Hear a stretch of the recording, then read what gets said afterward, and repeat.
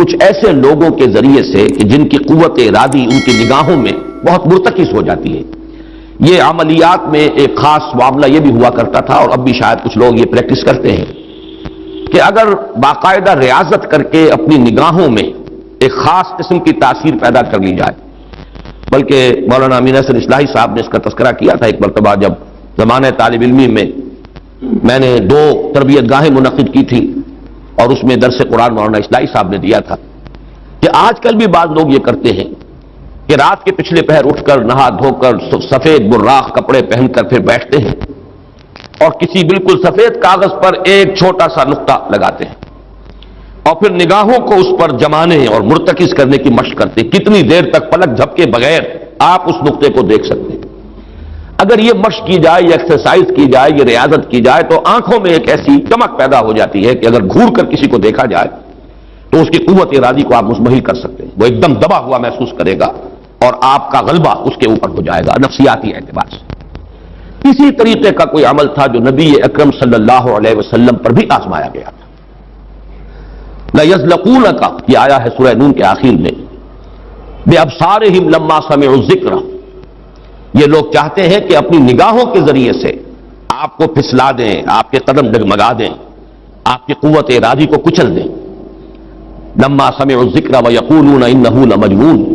جس وقت یہ سورہ نون کے آغاز میں بھی آیا ہے تذکرہ کہ حضور کو کہا گیا کہ آپ کو جنون کا کوئی عارضہ ہو گیا ہے یا آپ پر کوئی آسیب آ گیا ہے، اور آخری آیت بھی جو ہے وہ آخری حصے میں پھر اسی کا یاد ہے.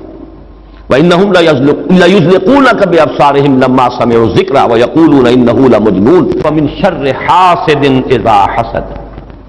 اور حسد کرنے والے کے حسد سے جبکہ وہ حسد کرے. اب حسد کے ساتھ ہی نوٹ کر لیجئے، اگرچہ یہاں تو مذکور نہیں ہے،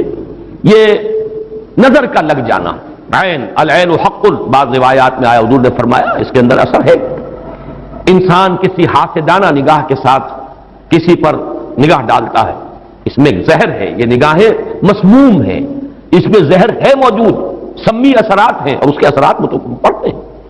اور یہ جیسا کہ میں عرض کر رہا تھا کہ جدید دور میں جادو کے لیے بھی مثلاً حضور کے بالوں کی ضرورت پڑی، اور یہ جینیٹکس کے حوالے سے اور جینز کے حوالے سے بات آج سمجھ میں آ جائے گی. اس لیے کہ جن ارواح خبیثہ کے ذریعے سے آپ کو کام لینا ہے، وہ جادو تو وہاں پڑا ہوا ہے اس کنویں کے اندر. وہ جو بھی تاثرات ہیں انہیں تلاش کرنا ہے، ان اثرات کو اس شخص معین کو، جس شخص معین پر جادو کرنا مقصود ہے، اور اس کے وجود کا کوئی جز جس کے کہ وہی جینز ہوں گے کہ جو ان کے اپنے وجود کے ہیں، ان کے حوالے سے گویا کہ یہ ایک راستہ ہے، یہ اس کی آئیڈینٹیفیکیشن کا ایک ذریعہ ہے. اسی اعتبار سے یہ حسد یا یہ نگاہ کا لگ جانا، میں سمجھتا ہوں کہ آج کی فزکس اگر تھوڑی سی بھی آپ پڑھیں تو ریڈیشنز نگاہ پار ہو جاتی ہے انسان کے. ایسی بھی تو ریز ہے نا، ایکس ریز کیا ہے، آپ کے وجود میں سے گزر جاتی ہے. یہ ultraviolet, infrared rays, یہ تمام کی تمام ایکس ریز یہ کیا ہے، وجود کو چیر کر گزرتی ہیں. تبھی تو اس فلم کے اوپر اثر پڑتا ہے جو فلم کے پیچھے لگی ہوئی اور آپ سامنے کھڑے ہوئے ہیں، آپ کی ہڈیاں علیحدہ نظر آ رہی ہیں اور گوشت جو ہے وہ علیحدہ نظر آ رہا ہے. یہ تمام چیزیں آج سمجھ میں آتی ہیں. اور وہ فوٹونز جن کا میں نے ابھی عرض کیا 1 ملین 5 دفعہ کہیے، 30 صفریں لگائیے ایک پر تو 1 ملی میٹر کا اتنا وہاں حصہ جو ہے وہ ایک فوٹون ہے. یہ تو وجود کے اندر سرایت کر کے کہیں سے کہیں نکل جانے والی چیزیں. ان ریڈیشنز کے حوالے سے ایٹمک ایکسپلوژن جو ہے اس کی ریڈیشن ہے جو آپ کو معلوم ہے کہ جو ذرا ذرا سے حادثے ہو رہے ہیں، چرنوبل میں ہوا ہے، کہیں ہو گیا تھا بھوپال میں، اور اس کی پھر ریڈیشنز کے کیا کیا اثرات ہوئے، وہ شے نظر تو نہیں آتی، غیر مرئی چیزیں. آج کی دنیا میں جب آپ ESP کو مان رہے ہیں، ایکسٹرا سینسری پرسپشن، نہ آپ کے کانوں کے ذریعے سے آپ کو پرسپشن حاصل ہوئی ہے، نہ آنکھوں کے ذریعے سے، آپ کے سینس آرگنز انوالوڈ ہی نہیں ہے، but you are having perception, extrasensory perception.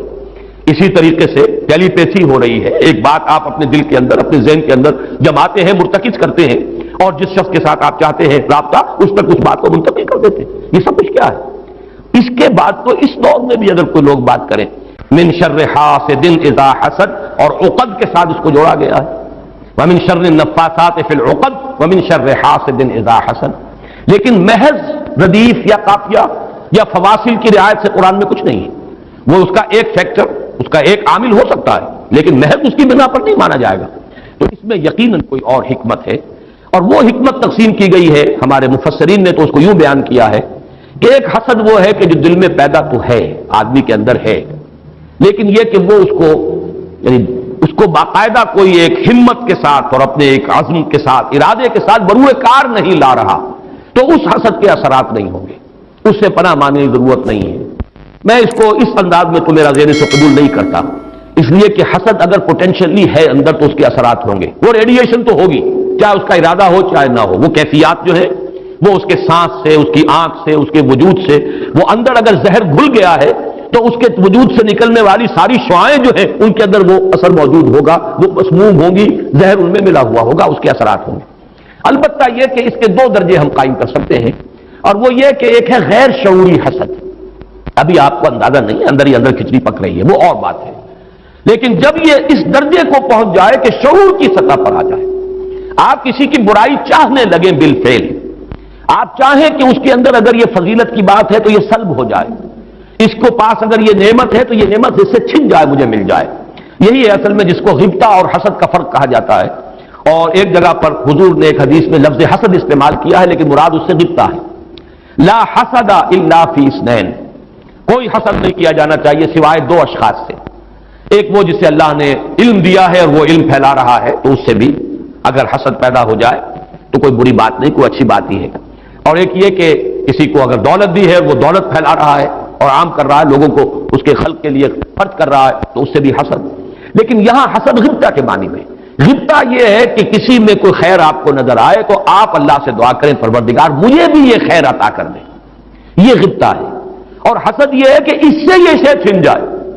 یہ ہے در حقیقت کہ جو بری شے ہے کہ کسی نعمت کا کسی دوسرے شخص سے سلب ہو جانا، اس کی خواہش جب پیدا ہو جائے اور جب یہ شعوری سطح پر آ جائے، یعنی ایک ہے اس کا ایک وہ جو جس سے کہ ابھی اتنی اس کی انٹینسٹی نہیں ہے کہ اس سے وہ ریڈیشن ہو، اس کی انٹینسٹی اس وقت ہوگی جبکہ وہ شعور کی سطح پر آ گئی اور انسان جو ہے جل رہا ہے حسد کی آگ میں اور چاہتا ہے کہ یہ نعمت اس سے سلب ہو جائے، یہ فضیلت جو ہے اس سے چھن جائے، تو یہ شے وہ ہے یقیناً کہ اس کے اثرات، اس کو میں اس وقت جدید فزکس کی اصطلاح میں ریڈیشن کے ذریعے سے اس میں لفظ واضح کر رہا ہوں، اس کے اثرات ممتد ہوتے ہیں، اور اس کے شر سے بھی پناہ مانگنے کی یہاں ہمیں تلقین کی گئی۔ تلقین محمد الرسول اللہ صلی اللہ علیہ وسلم کو ہوئی اور آپ کی وساطت سے ہم سب کو ہو رہی ہے۔ قل اعوذ برب الفلق من شر ما خلق ومن شر غاسق اذا وقب ومن شر النفاثات في العقد ومن شر حاسد اذا حسد۔ میں جب بھی یہ سورت پڑھتا ہوں تو اگرچہ یہ کہیں مجھے یعنی کوئی معصور تو یہ شے نہیں ملی ہے، لیکن اس کے فوراً بعد بالکل کسی تصنع کے بغیر میرے یہ الفاظ بھی زبان پر آ جاتے ہیں۔ اللہم انی اعوذ بک یا رب الفلق من شر ما خلقت ومن شر غاسق اذا وقب ومن شر النفاثات في العقد ومن شر حاسد اذا حسد۔ اسی طرح قل اعوذ برب الناس ملک الناس، تو وہاں بھی اللہم انی اعوذ بک یا ربی و رب الناس و یا الہی و الہ الناس و یا ملکی و ملک الناس۔ تو اس طریقے سے گویا کہ اس لفظ قل، کیونکہ یہ فعل امر ہے، حکم ہے، تو اس پر ہم اگر فوری طور پر اس کی تعمیل کیا کریں تو یہ اگرچہ معصور نہیں ہے، میں صرف اپنے ذوق کی بات کہہ رہا ہوں، اور بہرحال اس میں کوئی شے ممنوع نہیں ہے، دعا تو ہم مانگ سکتے ہیں، تو دعا ہی کی شکل ہے، تو جو الفاظ ہمیں اللہ نے تلقین کیے ہوں انہی کے حوالے سے ہم وہ دعا مانگے، تعوذ کریں۔ قل اعوذ بک، قل کو چھوڑ دیجئے، اعوذ بک اللہم انی اعوذ بک یا رب الفلق من شر ما خلقت، اب یہ خلقہ کی بجائے مخاطب کیونکہ ہم کر رہے ہیں اللہ کو، من شر ما خلقت، آگے چونکہ تو الفاظ رہیں گے ان میں کوئی تبدیلی کی ضرورت نہیں ہے۔ مولانا محمد قاسم نانوتوی دیوبند کے مؤسسین میں سے، مولانا رشید احمد گنگوہی اور مولانا محمد قاسم نانوتوی رحمہم اللہ، یہ دو ہیں اصل میں یہ دارالعلوم دیوبند کے مؤسس، اس کی ابتدا کرنے والے، ان کے شاگرد شیخ الہند، ان کے شاگرد علامہ شبیر احمد عثمانی، تو انہوں نے یہی الفاظ لکھے کہ استاد الاستاذ نے جو بات لکھی ہے وہ میں بیان کر رہا ہوں۔ ویسے یہ کہ مولانا عبدالعزیز شاہ عبدالعزیز رحمۃ اللہ علیہ نے بھی اس پر کوئی کتاب لکھی ہے، وہ بہرحال میری نظر سے نہیں گزری، وہ تمثیل اب میں بیان کر رہا ہوں، بڑی پیاری تمثیل ہے۔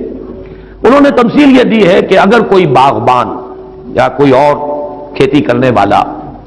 جو ایک پودا لگاتا ہے، کوئی فصل ہے اس کا کوئی ایک جو ہے بیج یا دانہ پھوٹا ہے، اب یہ جو پودا ہے باغبان یہ چاہتا ہے یہ پروان چڑھے، پھلے پھولے، اسے کوئی گدن نہ پہنچے، کوئی نقصان نہ ہو، اس کی حفاظت کا بندوبست کرے گا تاکہ جس کام کے لیے یہ پودا لگایا وہ مقصد حاصل ہو۔ پودا تو مقصود نہیں ہے، مقصود تو اگر آم کا پودا ہے تو آم کا پھل اس سے حاصل کرنا مقصود ہے۔ تو چار قسم کی اس کے اوپر آفات آ سکتی ہیں۔ پہلی آفت مثلاً حیوانات جو سبزی خور حیوان ہے وہ اسے کھا نہ جائے، لہذا کوئی جالا آپ اس کے گرد جالی لگاتے ہیں، کوئی باڑھ لگاتے ہیں، اس سے بچاتے ہیں. اور یہ جو جانور آ کر کھائے گا، بکری پھٹتی ہے کھا جاتی ہے آ کر، تو یہ کوئی اس کی نیت آپ کو ضرر پہنچانے کی نہیں ہے، یہ اس کی طبعی ایک خاصیت ہے، یہ تو اس کی جبلت ہے، یہ اس کی طبیعت ہے، اس کا تقاضا ہے. آپ سے کوئی دشمنی نہیں ہے اسے، بلکہ یہ کہ در حقیقت اس کی اپنی طبیعت کا ایک تقاضا ہے. چنانچہ وہ شعر بھی انہوں نے کوٹ کیا ہے، نیش اقرب ناز پے کی نسل اقتضائے طبیعتش کی نسل. بچھو جو ڈنک مارتا ہے تو یہ آپ سے کوئی دشمنی اسے نہیں ہے، یہ اس کی طبیعت کا، اس کی جو بھی جبلت ہے اس کا تقاضا ہے. سانپ کے بارے میں بھی آپ کو معلوم ہے کہ عام طور پر اگر اس کو آپ کوئی نقصان نہ پہنچائیں، پاؤں پڑتا ہے سانپ پر تو وہ ڈنک مارتا ہے اور ڈستا ہے، ورنہ عام طور پر وہ حملہ نہیں کرتا. یہ اس کے دفاع کا ایک جز ہے، اس کی خلقت کا ایک جز ہے. ایک خطرہ تو یہاں سے آیا، آپ نے باڑ لگا دی، آج کل جو ہے جالی لگا دی جاتی ہے لوہے کی. دوسرا یہ کہ اس پودے کو نشو و نما کے لیے جو چیزیں ضروری ہیں اس کی کوئی روک ہو جائے. مثلا اسے دھوپ چاہیے، کوئی ایسی چیز آڑے آ جائے کہ دھوپ کی تمازت اس تک پہنچے ہی نہ، کوئی شے ایسی شاید کہ اس کے اوپر کیے رہے. یا پانی اسے چاہیے، پانی کے سوتے خشک ہو جائیں، یہ دوسری آفت ہے، پودا مرجھا جائے گا، کملا جائے گا، ختم ہو جائے گا. تیسری چیز یہ کہ اس پر کوئی پالا پڑ جائے، اوپر سے اولے پڑ جائیں، پالا پڑ گیا، یعنی اس کی جو حرارت غریزی ہے جس سے کہ اس کی یہ پورا وجود جو ہے وہ حرارت غریزی جو ہے وہ ختم ہو جائے، اس کے نتیجے میں بھی وہ پودا ختم ہو جائے. اور آخری شکل یہ ہے کہ کوئی دشمن ہے حاسد اور وہ آئے اسے اکھاڑ کے پھینک دے آپ کو نقصان پہنچانے کی نیت سے. یہ چار آفات ہیں جو اس پودے کے اوپر ممکنہ طور پر وارد ہو سکتی ہیں. یہی چار ہیں. قل اعوذ برب الفلق من شر ما خلق، یہ وہ خلقت میں جو شر مضمر ہے، وہ اس کے خلقت کا جز ہے. نیش اقرب ناز پے کی نسل اقتضائے طبیعتش کی نسل، یہ تو اس کی طبیعت کا، خلقت کا، اس کا تقاضا ہے. دوسرا یہ ہے کہ وہ سورج ڈوب گیا، غروب ہو گیا، یا جیسے میں نے کہا تھا حیات معنوی یا حیات مادی کے لیے جو اسباب ضروری ہیں ان میں سے کسی کا سلسلہ منقطع ہو گیا، یہ ہے شر غاسق اذا وقب. تیسری چیز کہ جو در حقیقت جادو کے ذریعے سے ہوتی ہے کہ اندر آپ کے کوئی ایسی شے ہو گئی جس سے آپ کے طبائع اور قوائے طبیعت جو ہے وہ کچھ شل ہو کر رہ جائے. یہ اندر سے حرارت غریزی جیسے اس پودے کی ختم ہو گئی، پالا پڑ گیا. جادو کا اثر یہی ہوتا ہے. یا تخبطہ الشیطان من المس جیسے آیا ہے کہ ایسی کیفیت ہو گئی کہ جیسے حواس پورے طور پر بجا نہیں ہے، حواس پورے طریقے سے قائم نہیں ہے، مجتمع نہیں ہے. تو یہ کیفیت جو ہے یہ ومن شر النفاثات فی العقد ومن شر حاسد اذا حسد، جیسے ایک دشمن نے آ کر دشمنی اور آپ کو غضب پہنچانے کے